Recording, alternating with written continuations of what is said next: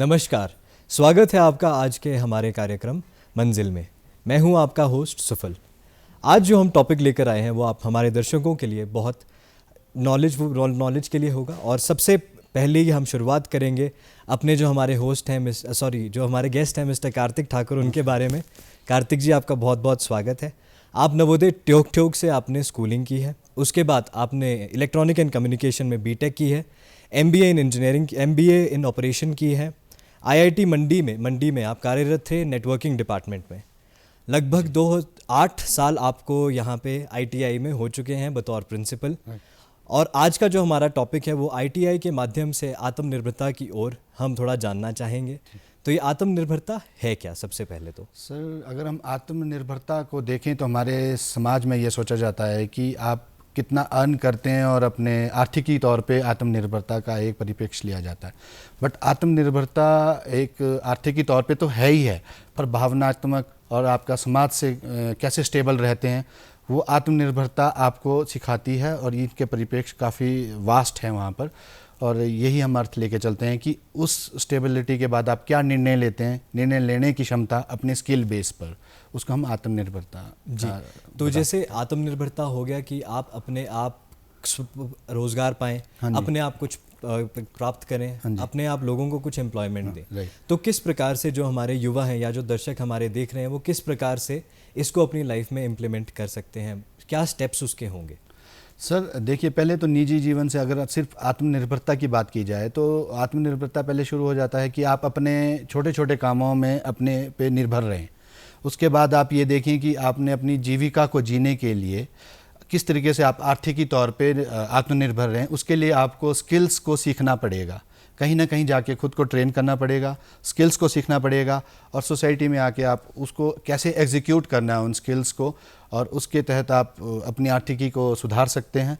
और आगे जाके आप इसमें शुरुआत छोटे से है और इसकी अंत को ही नहीं है, और बड़े से बड़े मुकाम आप हासिल कर सकते हैं। तो कुछ कोर्सेज जो आप आईटीआई में प्रोवाइड करते हैं, हाँ जी, तो थोड़ा सा उन कोर्सेज के बारे में भी थोड़ा जानते हैं। हाँ जी, कि उन कोर्सेज के माध्यम से किस प्रकार आत्मनिर्भरता, सेल्फ रिलायंट या एक जो व्यक्ति है वो किस प्रकार से वो कोर्स करके अपने जीवन को एक नई दिशा दे सकता है। सर, अगर आईटीआई कोर्सेज़ की बात की जाए ये तो बहुत महत्वपूर्ण हो जाता है इस परिप्रेक्ष्य में, क्योंकि हम आईटीआई में हम स्किलिंग पर काम करते हैं। बच्चा हमारे पास 10वीं के बाद आता है, और 10वीं के बाद वो अपनी चॉइस से हमारे पास कोर्सेज सेलेक्ट करता है। कोर्सेज हमारे पास हर फील्ड से रिलेटेड है, जैसे कि इलेक्ट्रीशियन, कंप्यूटर से रिलेटेड है, और महिलाओं के लिए एम्ब्रॉयडरी है, सीविंग टेक्नोलॉजी है, और प्लम्बिंग का है, और बहुत वास्ट फील्ड है इसमें से कोई भी बच्चा अपने जो उसके इंटरेस्ट है उसके हिसाब से सेलेक्ट करके इस पे स्किल अपने सीख सकता है। और स्किल इसमें कोर्सेज 1 साल के भी हैं, 2 साल के भी हैं। उसको स्किल लेने के बाद वो थोड़ा सा इसमें हमारा ऑन जॉब ट्रेनिंग का भी रहता है, जिसमें कि वो ट्रेनिंग ले लेता है और जो स्किल्स है उसके बारे में और जानता है। फिर वो देखता है कि सोसाइटी में डिमांड किस तरीके की है, और उसको एग्जीक्यूट करने के बाद वो आत्मनिर्भर हो सकता है। वो एक अच्छी आमदनी से पा सकता है और अपनी जीविका को जी सकता है। जी, क्योंकि हम रोज़मर्रा की ज़िंदगी में कई ऐसे व्यक्तियों से, कई ऐसे लोगों से, आज की डेट में भी शिमला में, क्योंकि मेरा भी जो घर है वो शिमला ही से हूँ मैं, तो हम यहाँ पे मिलते रहते हैं लोगों से जिन्होंने आईटीआई से कोर्स किया। उसके बाद उन्होंने अपना एक नया डोमेन उन्होंने शुरू किया। बिल्कुल। जैसे लोग जो वो हैं जो कि मान लीजिए गांव में हैं या कहीं दूर हैं, जो इस प्रोग्राम के माध्यम से किस प्रकार से वो अपनी क्वालिटीज़ या स्किल डेवलप कर सकते हैं? सर, हमारे पास कोर्सेज हैं जो रिलेटेड टू रूरल लाइफ भी है, जैसे हमारे ग्रामीण जीवन रहता है। और हिमाचल के परिप्रेक्ष्य में जैसे अगर मैं आईटीआई शिमला की बात करूं, हमारे पास एक कोर्स है हॉस्पिटैलिटी का, 1 साल का है। तो यहाँ पर हमारे टूरिज़्म सेक्टर हिमाचल का काफ़ी सीधा, पहाड़ी हमारे क्षेत्र में काफ़ी टूरिस्ट विजिट करते हैं, और काफ़ी सीजनल रहता है, विंटर और समर सीज़न में भी। तो अगर ग्रामीण क्षेत्र में कोई जो विद्यार्थी है वो आईटीआई में आके एक कोर्स करता है इससे रिलेटेड, तो उसी को इम्प्लीमेंट करके वो अपने ग्रामीण क्षेत्र में इसके जो संभावनाएं हैं उनको तलाश सकता है, और टूरिज़्म सेक्टर में एक अच्छा आमदनी का एक तलाश सकता है कि उसकी आमदनी भी अच्छी होगी, और यहाँ से ट्रेंड होगा तो स्किलफुल होगा, वो उसका इम्पैक्ट भी अच्छा रहेगा और अर्निंग भी अच्छी कर सकता है। क्योंकि जो आज का युवा है या आज के जो लोग हैं जो भी आत्मनिर्भरता की ओर जाना चाहते हैं, तो क्या उसकी कोई उम्र या कोई ऐसा जेंडर स्पेसिफिक नहीं, कि सिर्फ मेल्स कर सकते हैं? आत्मनिर्भरता का जो सीधा सा रिश्ता है वो उसकी स्किलिंग से है। तो स्किलिंग के लिए कोई जेंडर और एज का तो अब कोई दायरा नहीं रहा। जैसे डिजिटलाइजेशन हो रही है, कोई भी कहीं पे किसी भी चीज़ को सीख सकता है। जैसे कि एक 15-16 साल का लड़का अगर घर पे बैठ के या किसी प्रोग्राम ITI के प्रोग्राम के तहत या किसी भी सरकारी संस्था के प्रोग्राम के तहत मोबाइल रिपेयर करना सीखता है तो घर बैठे कर सकता है। ऑनलाइन आज की डेट में आप सबमिट हो जाती है एप्लीकेशंस, क्लाइंट आपको ढूंढ लेते हैं। उसी प्रकार से अगर कोई वृद्ध महिला है, वो रिटायर हो चुकी है प्राइवेट स्कूल से, अगर वो अपना ऑनलाइन ट्यूशन का काम करती है तो मेरे हिसाब से उम्र का कोई इसमें दायरा नहीं रह गया है। आप कभी भी आत्मनिर्भर हो सकते हैं किसी भी उम्र में, क्योंकि हमारी किसी भी सरकार पड़ाव भी पर। जी, क्योंकि हमारी सरकार भी इस चीज़ को बहुत प्रमोट करती है। हाँ जी, बिल्कुल। तो जैसे गांव में होता है जो महिला सेल्फ हेल्प ग्रुप्स होते हैं, हाँ जी, हाँ जी, हाँ जी। तो वो क्या करते हैं, वो गांव में जाके अपनी अपनी सेल्फ प्रोड्यूस की हुई चीज़ें बनाते हैं। हाँ जी, हाँ जी। मान लीजिए सेब की चटनी हाँ जी, होगी, हाँ जी। नाशपाती की चटनी चटनी होगी, होगी, जी, उस प्रकार की चीज़ें भी क्या वो आत्मनिर्भरता में आती हैं? वो बिल्कुल बिल्कुल सही कहा आपने, क्योंकि महिलाओं के लिए ये बहुत ज़रूरी हो जाता है कि अपने ग्रामीण क्षेत्र में वो इन उत्पादों का के बिजनेस चलाएं। जैसे आपका दुग्ध से रिलेटेड हो गया, पनीर बनाना हो गया, पापड़ बनाना हो गया, अचार बनाना हो गया, कढ़ाई सिलाई का काम हो गया, ऐसे बहुत से काम, इवन ये जैविक खेती का काम हो गया, खाद बनाने का काम हो गया, और इवन मशरूम की खेती का काम हो गया, जो एक छोटे से इन्वेस्टमेंट के बाद ग्रामीण क्षेत्र में शुरू किया जा सकता है। और महिलाएं इसमें वैसे भी हमारे हिमाचल प्रदेश में बढ़ चढ़कर भाग ले रही हैं जी। और अन्य महिलाओं को भी इसमें भाग लेना चाहिए। जैसे आजकल का आप टाइम देखें तो सबका मन करता है कि आजकल सोशल मीडिया है, काफ़ी चीज़ें, इंटरनेट है, तो सबका मन करता है कि हमारी इनकम जो है और बढ़ती रहे, उसमें वृद्धि आती रहे। हाँ जी, हाँ जी। क्योंकि एक सर्टन जो एक न्यूनतम जो राशि चाहिए होती है, उससे आजकल गुजारा करना थोड़ा मुश्किल हो जाता है। एजुकेशन महंगी है, हाँ जी, सब चीज़ें थोड़ी महंगाई की तरफ जा रही हैं। तो अगर हम इसी को एक रियल लाइफ एग्जांपल में लें तो क्या इसकी कोई सीमा है कि इसमें आत्मनिर्भरता से आप कितना कमा सकते हैं? जी, इसकी कोई सीमा नहीं है, क्योंकि आत्मनिर्भरता स्किलिंग के थ्रू अगर आप देखते हैं, कोई चीज़ सीखी है आप, उसके थ्रू अगर कमाना चाहते हैं, वो एक बिल्कुल छोटे से पहलू से शुरुआत कर सकते हैं। अपने घर से शुरुआत कर सकते हैं, अपने ग्रामीण क्षेत्र से शुरुआत कर सकते हैं, और जैसे जैसे आपका दायरा बढ़ेगा, आपके साथ समाज के और लोग बढ़ेंगे, आप एक इंडस्ट्री क्रिएट कर सकते हो। स्टार्टअप इंडिया के तहत भी यही पहलू सरकार जोड़ना चाह रही है लोगों से, कि वो देखें कि अपने स्किल का उपयोग करके आप कुछ भी काम शुरू तो करिए, और शुरू करने के बाद उसका जो व्यापक दायरा है वो उसका कोई सीमा नहीं है। और आप अपने फिर आपकी इंडस्ट्री डेवलप हो सकती है छोटे से काम से शुरू करने के बाद।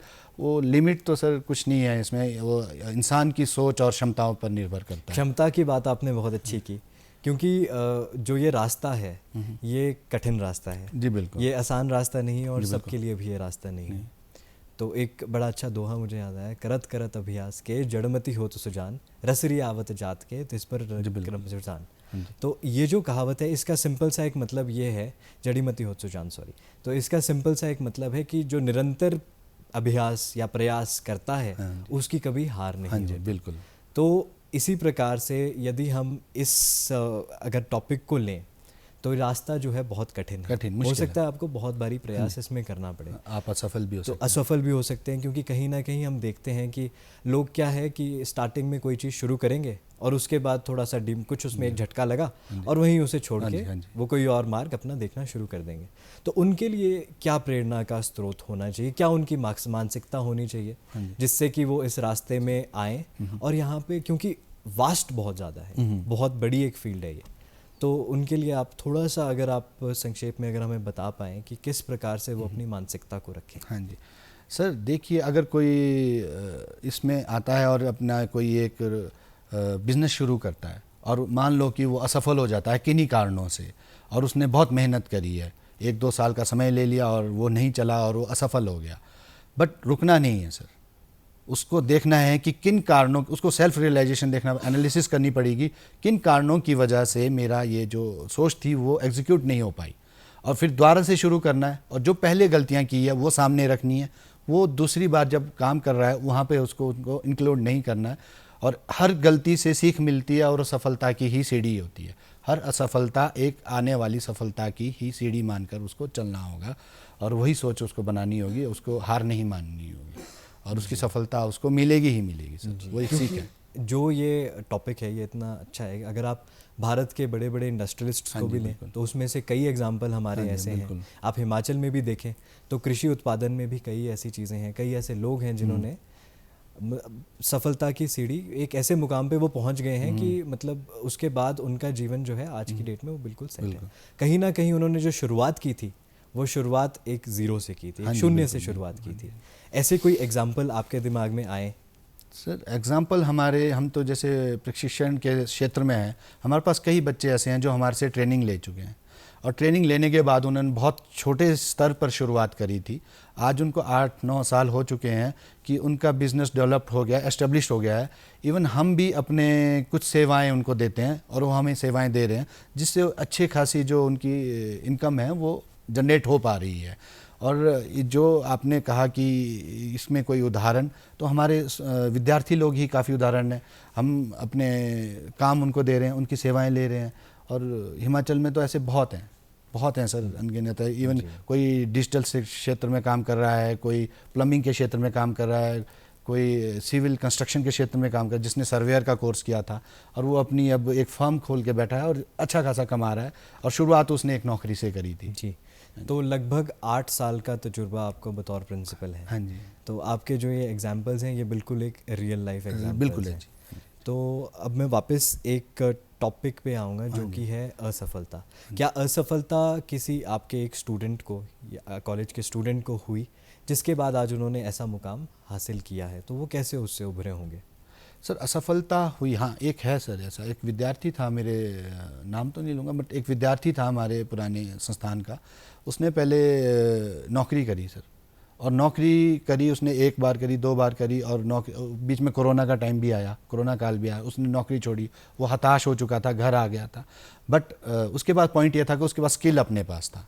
फिर उसने अपने लोकल एरिया में ही एक शॉप खोली, एक छोटी सी शॉप खोली, और वो बहुत ही कॉन्फिडेंट नहीं था शॉप के बारे में, पर उसके पास एक था कि तजुर्बा नौकरी से था, मेहनत उसकी अपनी थी और उसने काम किया। और आज की डेट में उसका टर्नओवर बहुत ज़्यादा है sir, in term of in crores also. It been like कि 6-7 साल की बात है ये। 6-7 साल के अंदर। अब कोरोना के 5 साल हो गया हमारे को कोरोना का दौर गुजरे हुए, तो 5 साल के अंदर उसने इतना मेहनत करके कर दिया है। क्योंकि मतलब ये जो एग्जाम्पल्स हैं ये बहुत प्रेरणादायक होते हैं।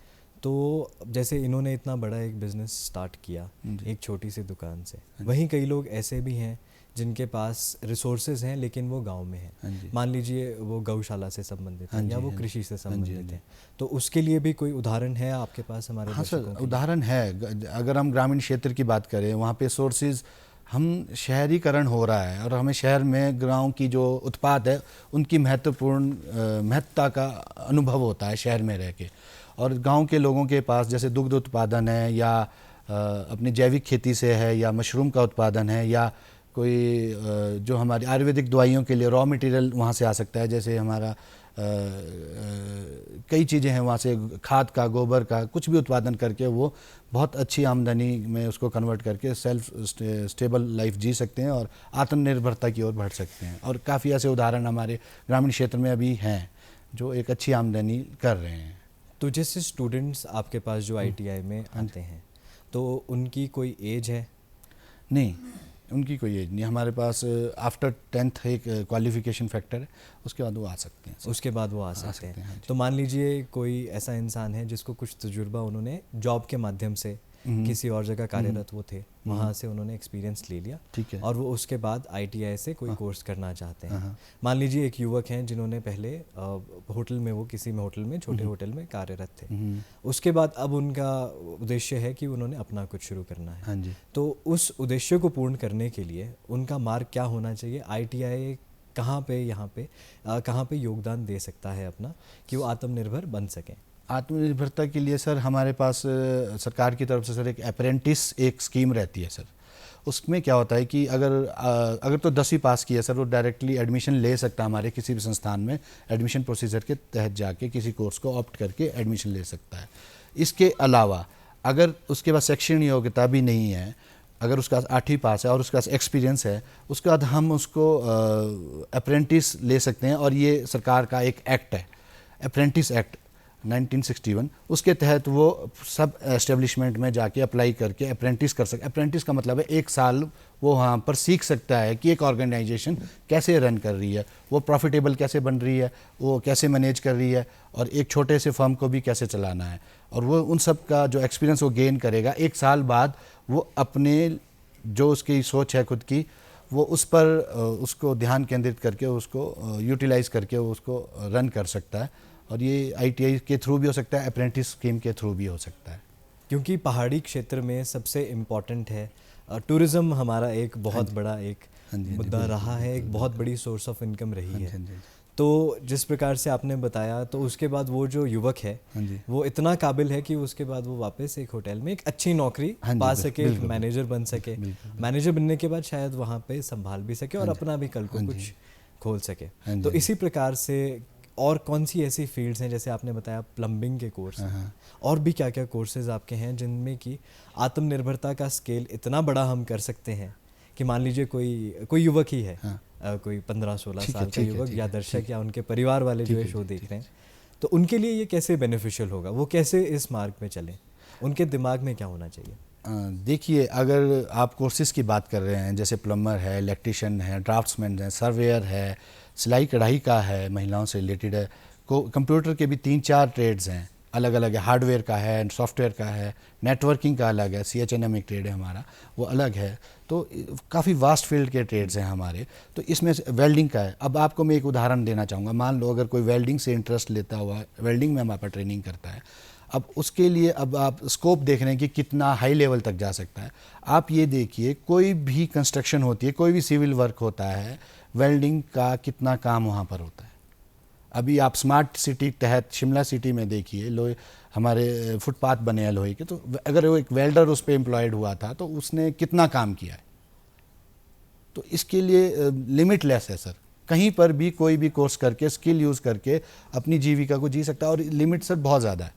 छोटे से पहले ग्रामीण क्षेत्र में, फिर शहरी क्षेत्र में, फिर वो अपनी इवन कंपनी खोल सकता है, एंटरप्रेन्योरशिप कर सकता है, स्टार्टअप कर सकता है, और उसका दायरा सर हमारे पैन इंडिया लेवल तक जा सकता है। आपने बताया एक सर्वेयर का, आप थोड़ा सा विस्तार में जी, हमें जी, बताएं। बिल्कुल। एक हमें ये बताएं कि जो डिजिटल एज आज आ गई है, जहाँ पे गाड़ियाँ जो हैं वो स्मार्ट हो गई हैं, टीवी जो है वो स्मार्ट है, फ़ोन तो स्मार्ट थे जी, ही। जी, बिल्कुल। तो इस तरीके में अगर, क्योंकि बच्चों का दिमाग जो है वो काफ़ी इन चीज़ों की तरफ अपने आप से ही आकर्षित होता जी, है कि बिल्कुल। नई चीज़ें सीखें, नई हाँ जी, हाँ चीज़ें जी, जानें, बिल्कुल, बिल्कुल, उनकी बिल्कुल। मानसिकता ही वैसी ठीक होती है है। जी। तो ये एक आपने सर्वेयर के बारे में थोड़ा सा बताना है, और एक आपने डिजिटल के बारे में थोड़ा सा हमें विस्तार में, कि ठीक है। डिजिटल एज जो ये है, हाँ, हाँ। इसमें कैसे जो हमारे युवा हैं हमारे प्रदेश के, वो कैसे इसमें एंटर करें? देखो, डिजिटल पे आना चाहूँगा पहले। डिजिटल का ऐसा है, डिजिटल ने बहुत सारी चीज़ें आसान कर दी है। इसमें हमारा एक डोमेन आता है ई-कॉमर्स का। हमारी वेबसाइट, कोई भी उत्पाद आप घर में बना लो, उसको वेबसाइट पे आप अपलोड करिए। आपको किसी दुकान की ज़रूरत नहीं है, किसी मार्केट की ज़रूरत नहीं है। मार्केट आपका ऑनलाइन है, और online pan India, even world में आपका अगर प्रोडक्ट अच्छा बना रहे हैं बच्चे घर पे, या कोई भी बना रहा है, उसके लिए मार्केट अवेलेबल है, और ये डिजिटलाइजेशन से ही हुआ है। और वो अगर अपना अपलोड करता है, जैसे हमारा फ्लिपकार्ट, अमेजोन, इसी प्रकार के कई प्लेटफॉर्म है, अपना प्रोडक्ट वहाँ डालिए। आपने कुछ, जैसे मैं एक उदाहरण लेना चाहूँगा, एक रुमाल पे कढ़ाई की गई है, और एक बच्चे ने वो कढ़ाई सीखी थी आईटीआई में। अब उसने कोई रुमाल पे कढ़ाई करी है, और उसने प्रोडक्ट बना के उसने अपलोड कर दिया। अगर उसका काम अच्छा है, उसकी मार्केटिंग अच्छी है, तो उसकी डिमांड रन आउट कर सकती है वहाँ पर। कुछ भी वो बहुत ज़्यादा हो सकती है, और स्टार्टिंग से शुरुआत उसकी थोड़े से होगी, बट लिमिट तो कुछ नहीं है, क्योंकि उसका प्रोडक्ट पूरे वर्ल्ड को ब्रॉडकास्ट हो रहा है वहाँ पर, और वहाँ से कहीं से भी डिमांड न्यूमरस आ सकती है। ये डिजिटलाइजेशन के बारे में मैंने बताया कि कैसे डिजिटलाइजेशन हमारे बच्चों को बच्चे उपयोग कर सकते हैं। दूसरा आपका सर्वेयर का है। सर्वेयर का हमारा कोर्स होता है, जिसमें हम उनको बताते हैं। सर्वेयर एक एक्चुअली सिविल हमारी इंजीनियरिंग है, उसका एक सब कैटेगरी है। तो इसका जो कोर्स है हमारे आईटीआई में होता है, 10वीं के बाद ही होता है, और इसमें हमारे सरकारी भी निकलती है, इसमें हमारी वैकेंसीज़, उसमें भी जैसे हमारे PWD डिपार्टमेंट है, उसमें भी निकलती है। और सर्वेयर का काफ़ी भूमिका रहती है कंस्ट्रक्शन यूनिट में, और जैसे हमारे LNT कंपनीज़ है, टाटा का है, अदानी का है, वहाँ पे रिक्रूटमेंट होती है। तो बच्चे इसमें अपना कोर्स और स्किल एनहांस करके इसमें अपनी जीविका जी सकते हैं आगे। ये बहुत अच्छी बात आपने बताई, क्योंकि डिजिटल के माध्यम से जो देश और विदेश की जो सीमाएं हैं वो अब रहती नहीं है जी, वो अब रही नहीं है। नहीं रही। अब इससे एक उदाहरण मेरे पास भी आया, कहीं ना कहीं शहद हमारे यहाँ काफ़ी होता है। हाँ जी बिल्कुल। शहद काफ़ी होता है, गौमूत्र की भी हाँ जी, वार्तालाप हम कर रहे थे। हाँ जी, तो उसके बारे में भी थोड़ा सा बताएं कि डिजिटल के माध्यम से मान लीजिए कोई युवक है हाँ जी, और एक महिला है हाँ घर जी, पे, हाँ जी। तो यदि यदि वो महिला चाहे तो वो कुछ ऐसा उस युवक के साथ मिलके, उस बच्चे के साथ मिलके कुछ ऐसा शुरू किस प्रकार से कर सकती हैं? देखिए, इसमें थोड़ा सा मेहनत की बात आ जाती है। आप क्या प्रोडक्ट बना रहे हैं, प्रोडक्ट के बारे में जानना ज़रूरी है, उसकी यूटिलाइजेशन के बारे में, उसकी डिमांड के बारे में। जैसे आपने गौमूत्र की बात करी, गौमूत्र हमारा कई औषधियों में उपयोग होता है, दवाइयाँ, मेडिसिनल उसके यूजेस हैं। तो आप उसकी कलेक्शन के लिए ग्रामीण स्तर पे क्या काम कर सकते हैं, किस तरह का स्टोरेज करना है, कैसे कलेक्शन करना है, कैसे उसका ट्रांसपोर्टेशन करना है, कहाँ उसको बेचना है और क्या उसकी कॉस्ट है और किस तरीके से उसको प्रोसेस करना है। छोटे यूनिट से शुरू करिए, छोटी सी चीज़ से शुरू करिए, धीरे धीरे स्केल अप हो सकता है वो चीज़, और उसमें बहुत ज़्यादा फ़ायदा रहेगा उनको जो ये करेंगे। और ग्रामीण क्षेत्र से जो हमारे चीज़ें रॉ मटेरियल निकल के आती हैं, उन्हीं से हमारा जो प्रोसेस्ड है, मेडिसिन हो गया, फूड हो गया, इवन फर्टिलाइज़र हो गया, ये सब ग्रामीण क्षेत्र से ही आता है। और हमारे को जो ग्रामीण में रहने वाले जो हमारे भाई बहन हैं, उन्हें इन चीज़ के पर मेहनत करनी पड़ेगी, रिसर्च करनी पड़ेगी अपने लेवल पे, और उनको यूटिलाइज करके इस चीज़ को करना तो पड़ेगा। गवर्नमेंट की स्कीम का भी लाभ इसमें दिया जा सकता है? गवर्नमेंट की जी काफ़ी स्कीम्स है, जैसे हमारी मुख्यमंत्री स्वावलंबन योजना है, वो इसमें काफ़ी सब्सिडी देती है। जैसे सरकारी भूमि को लीज़ पे लेने का उसमें प्रावधान है, 1% के ऊपर वो देते हैं, जो उसका एक नॉर्मल रेंट है उसके हिसाब से। और इवन लोनिंग में है, लोनिंग के इंटरेस्ट पे है, और काफ़ी इसमें सब्सिडाइज्ड है, सब्सिडी है। पुरुष वर्ग को इसमें 25% तक सब्सिडी है, और महिला वर्ग को 30% तक सब्सिडी है 40 लाख के लोन पर। तो ये काफ़ी योजनाएं हैं हमारे, और स्टार्टअप इंडिया है, मेक इन इंडिया है, और आपके स्कॉलरशिप्स प्रोग्राम है, जब आप ट्रेनिंग या स्किल को एनहांस करें उस दौरान के लिए काफ़ी है। क्योंकि भारत सरकार का मेजर जो फोकस है वो इसी पे है कि इंडिया जो है वो आत्मनिर्भर बने। हाँ जी, आत्मनिर्भर हाँ भारत जी, जैसे हम बिल्कुल, इसके बारे में बिल्कुल, सब जानते बिल्कुल, हैं। हाँ जी। तो इसको एक छोटे स्केल पे भी किया जा सकता है। हाँ जी, हाँ जी। ज़रूरी नहीं है कि आपको एक बड़ी तरीके से ही इसको अप्रोच शुरू करना करना, है। हाँ जी, हाँ जी। तो मान लीजिए किसी ने एक बिजनेस जो है वो शुरू कर लिया और उनको लग रहा है कि इसमें जो है उनका फ्यूचर है। ठीक है। अब वो उसके बाद इंडस्ट्रीज़ डिपार्टमेंट में जाएं, वो किस डायरेक्शन में जाएं जहां से उनको पता चले कि ये लोन उनको प्राप्त हो सकता है? क्या ये इंडस्ट्री डिपार्टमेंट इंडस्ट्री से है इनका जी। एक्चुअली, वहाँ एप्लीकेशन प्रोसेस होगी, फॉर्म में है, वो इंडस्ट्री डिपार्टमेंट में इनको डाउनलोड करके, वही है ना सर, ये अवेयरनेस की बात आ जाती है, मेहनत की बात आ जाती है। आप वहाँ पे अप्लाई करिए, आप अपनी रिकमेंडेशन सबमिट करिए, अपने प्रोजेक्ट सबमिट करिए, और सरकार में इस के कई प्रावधान हैं जो आपको सहयोग करेंगे, और आपको काफ़ी अच्छे दर पर ऋण मिल सकते हैं। लाभदायक भी बहुत है ये, बहुत है जी, क्योंकि बहुत है। ये केवल इंसान को एक पैसों के तौर पे वो आत्मनिर्भर हाँ जी, नहीं हाँ जी, बनाता हाँ जी, है, हाँ जी। वो कई और स्तरों पे उसको आत्मनिर्भर बनाता है। वो कहीं ना कहीं एक स्ट्रेस के बारे में, जो कि स्ट्रेस, डिप्रेशन, जो ये बीमारियां आजकल हैं, इनसे भी डील करने में हेल्प करता है, क्योंकि आपका अपना कार्य होगा, हाँ जी, आपका अपना काम होगा, आप खुद के मालिक हैं, आप जब चाहें तब आप अवकाश ले सकते हैं, तब आप छुट्टी ले सकते हैं, तब आप अपनी फैमिली के साथ टाइम स्पेंड कर सकते हैं। बिल्कुल। आर्थिकी तौर पर हमारे हिमाचल परिप्रेक्ष्य में भी यही समझा जाता है कि नौकरी का मतलब सरकारी। तो इस सोच को बदलने की ज़रूरत है। नौकरी से हटकर आत्मनिर्भर होकर अपने स्टार्टअप्स पे काम करने के लिए बच्चों को या हमारे जो जनता को वो प्रोत्साहित करने की ज़रूरत है, और उनको इसके जो लाभ हैं उनसे अवेयर करने की ज़रूरत है। जी, तो सोशल मीडिया भी एक अवेयरनेस का एक बहुत बड़ा टूल है। जी, हमारे पास इन्फ्लुएंसर्स भी हैं आज की डेट हाँ में जी, हिमाचल हाँ जी, में ही। तो कैसे एक प्रोडक्ट को हम एक सोशल मीडिया में डालें, उसकी रील्स बनाएं, यूट्यूब पे एक चैनल बना सकते हैं। हाँ जी, बिल्कुल। उसी प्रकार से उन्हें प्रमोट करके हाँ जी। हम एक ऐसी दिशा दे सकते हैं, क्योंकि ये डिजिटल युग है, हाँ जी, ये युग बिल्कुल नया है। हाँ जी। इसमें मैं एक चीज़ कहना चाहूँगा, जो हमारे सक्सेसफुल स्टोरीज़ हैं, जो गांव से निकलकर कहीं अपने आज की डेट में सक्सेसफुल स्टेबल हुआ है सोसाइटी में, हमें उन स्टोरीज़ को बच्चों तक पहुंचाना है, जो आज की युवा है उनको पहुंचाना है, ताकि वो उनसे प्रेरित हो सके।